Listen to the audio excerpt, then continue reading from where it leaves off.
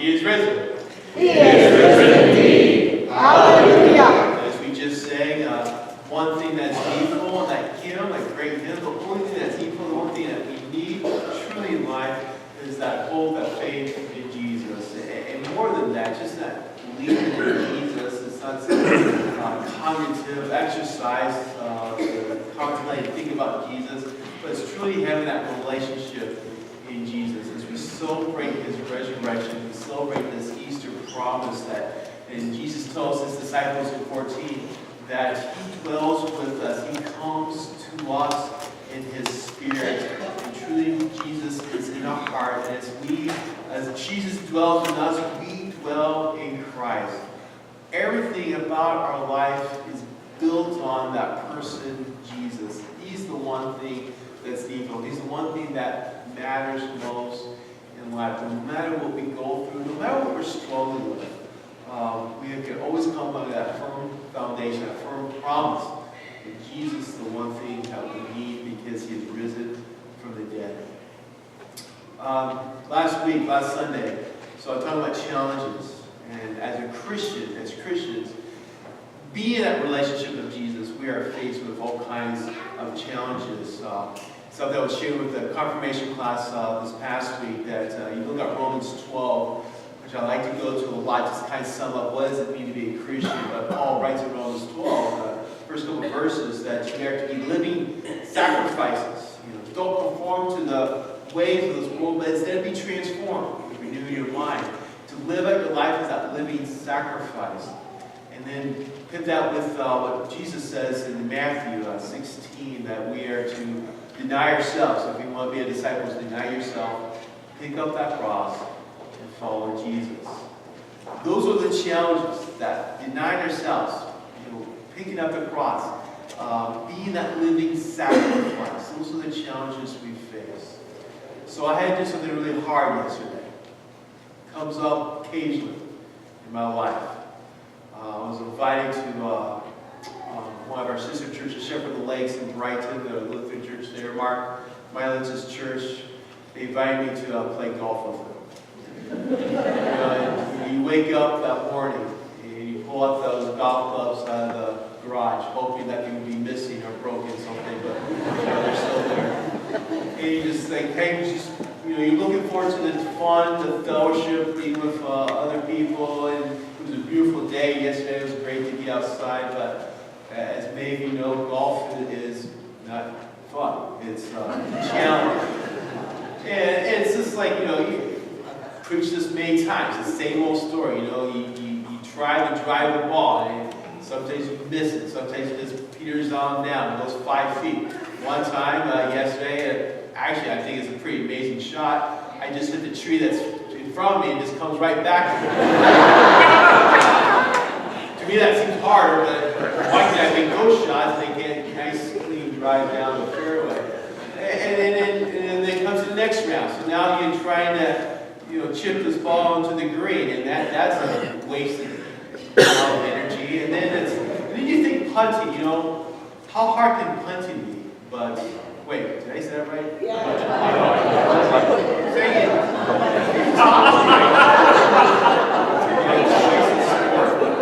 But as I'm going through this embarrassment, and I realize this is a challenge in my life, but I know the answer to the problem is that, if I just commit myself to the game of golf, and get really serious about it, and practice weekly, buy some good golf clubs, get some shoes, go to the driving range every day, work on my shot, and I know I'm probably in time, maybe not this summer, maybe not this year, but if I commit myself, I'm pretty sure I can become a decent golfer. I have no desire. Just believe it at that. But how's that like the Christian faith, though? Because again, there's a lot of challenges in the Christian faith. There's a lot of things that God has called us to be, God has called us to do. That is a challenge. It goes away against our nature in so many cases. But we can become a good Christian, and I just made these quotes, we can become a better Christian commit ourselves to the task. That weekly, we're in devotion. Weekly, we're into worship. Weekly, we are into God's Word. Weekly, we receive His sacrament. Daily, we're in prayer. Daily, we are in devotion again in God's Word.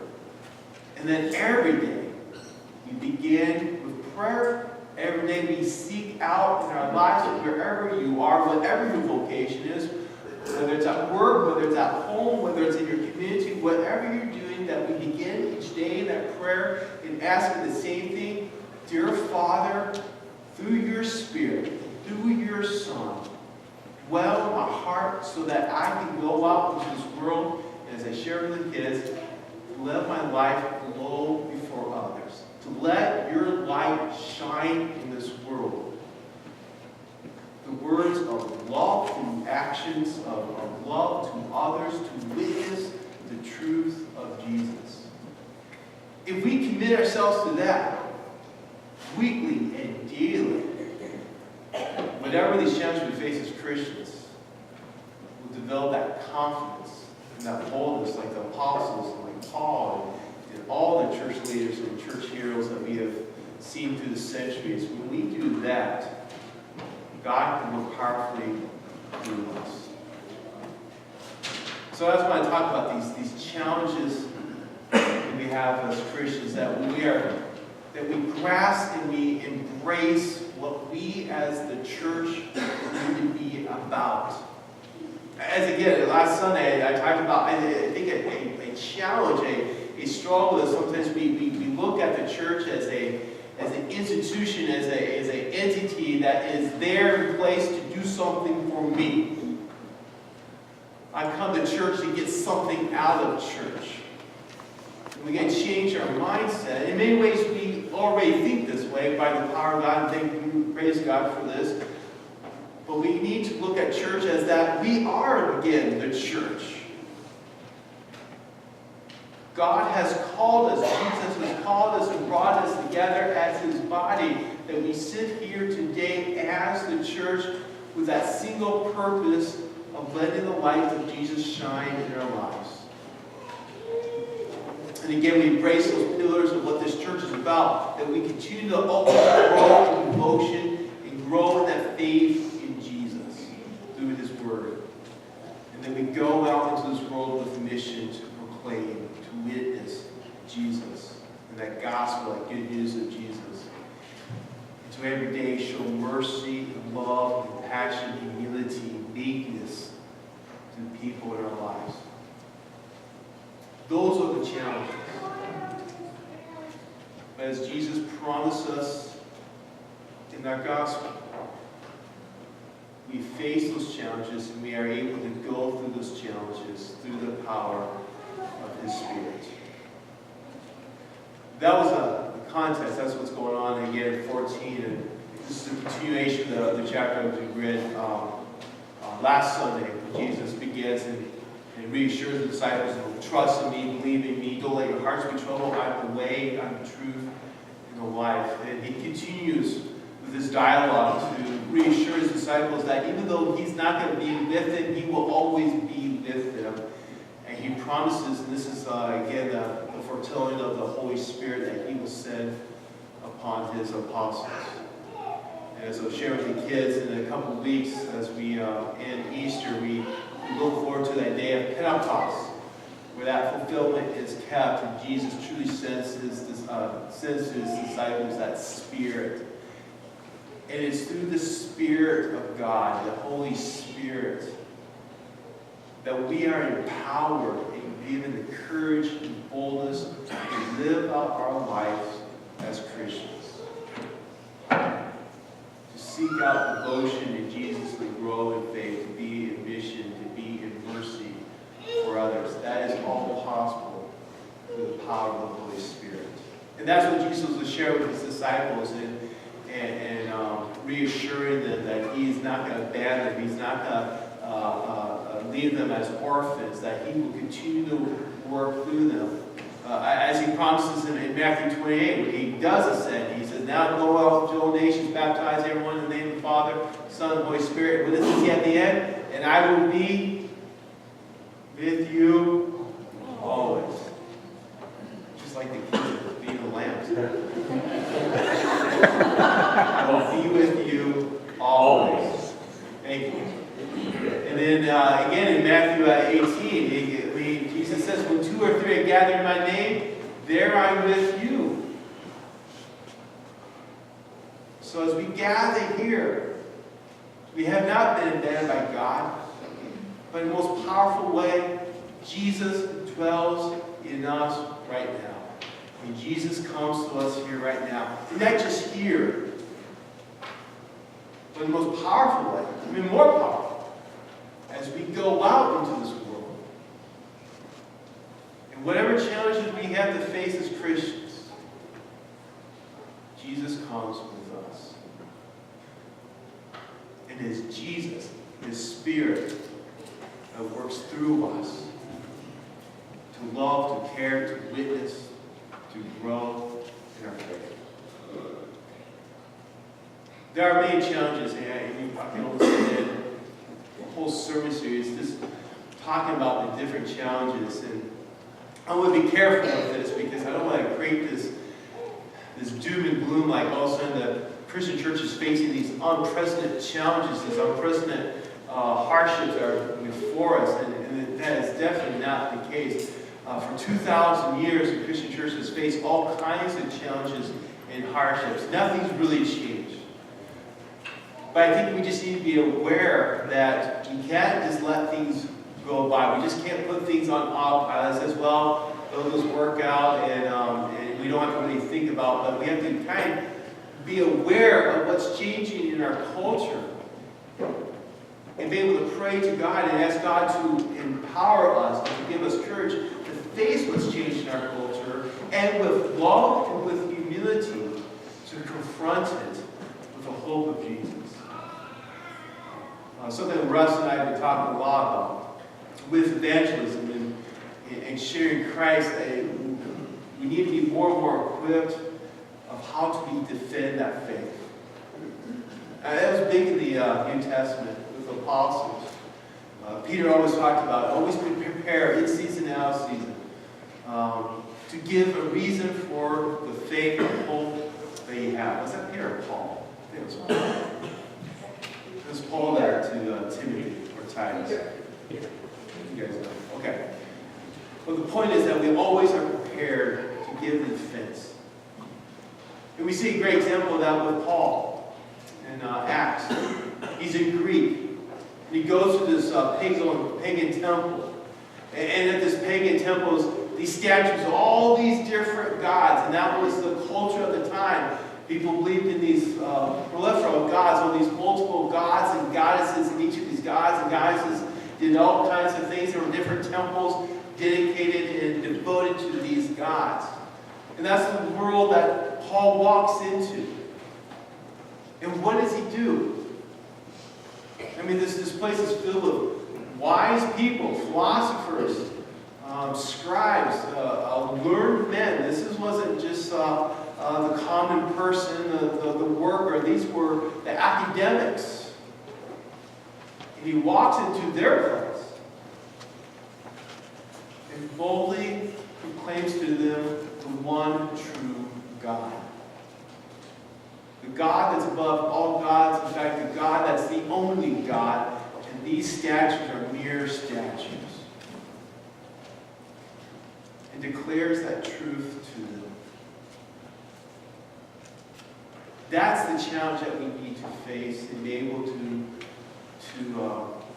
face in our lives as Christians. To boldly go into our culture, because our culture is the same way. We believe in all kinds of spiritual truths.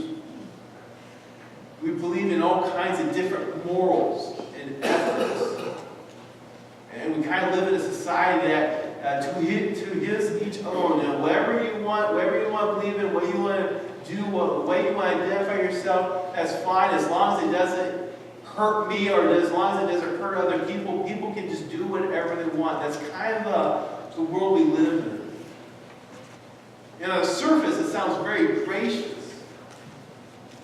But people are blinded by and from the truth. They don't see the true graciousness of God.